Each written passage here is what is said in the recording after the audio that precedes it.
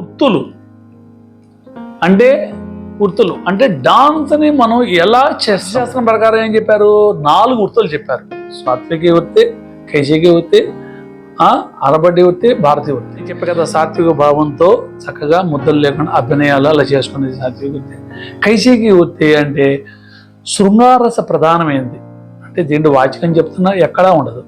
ఇలాగ ఇటువంటి అన్ని కూడా వృత్తులు ఏంటంటే ఒక్కొక్క నాట్యం, ఇప్పుడు మణిపూరి డాన్స్ ఒకటే ఏ వృత్తిలో ఉంటుంది, ఇలాగ కైశికి వృత్తి. అలాగే కూచిపూడిలో కూడా కొన్ని ఇన్సిడెంట్ కొన్ని కూడా మనకి కైశికి వృత్తిలో ఉంటాయి.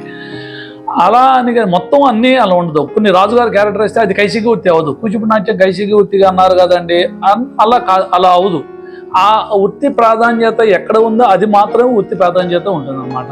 ఏదైనా ఆ రస పోషణ, ఆ సన్నివేశం తగ్గట్టుగా ఆ వృత్తుల ప్రాధాన్యత ఉపయోగించుకోండి అని చెప్పారన్నమాట. భారతీయ వృత్తి, అలాగే వాచికం అవన్నీ కూడా ఎక్కువ దాంట్లో ఉంటాయి.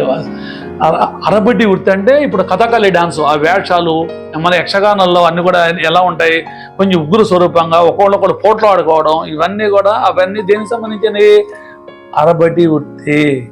మన నాట్యంలో ఎక్కడెక్కడ ఏ వృత్తులు ఉపయోగించి ఉంటాము, ఏ నృత్యాలు అంటే కథక్ డాన్స్ కానీ, అలాగా ఒడిస్సీ డాన్స్ కానీ, అలా మణిపూరి డాన్స్ కానీ, మన కూచిపూడి కానీ, భరతనాట్యం కానీ, ఆయా వృత్తులు ఆయా సన్నివేశాలు ఇవన్నీ కూడా ఎలా ఉంటాయి అని కూడా మన నాట్య శాస్త్రంలో చెప్పుకోవడం జరిగింది. అయితే అన్ని ఇప్పుడు ఈ ఒక్కటే వృత్తిలో జరుగుతుందని కాదు, ఆ వృత్తిలో ఆ సన్నివేశం తగినట్టుగా మనం ఆ వృత్తిని ఈ కూచిపూడి నాట్యంలో సపోజ్ మన కైశికి వృత్తి మొత్తం కైశికి వృత్తి ఉంటుందంటే కొన్ని సన్నివేశాలు మనకి కూచిపూడి నాట్యం కైశికి వృత్తిలో ఉంటుంది. అలాగే కొన్ని సన్నివేశాల్లో ఈ రాజుగారి క్యారెక్టర్ కానీ, లేదంటే సంవాద దరువుల్లో కానీ అప్పుడు కైశికి వృత్తి అవుతుంది.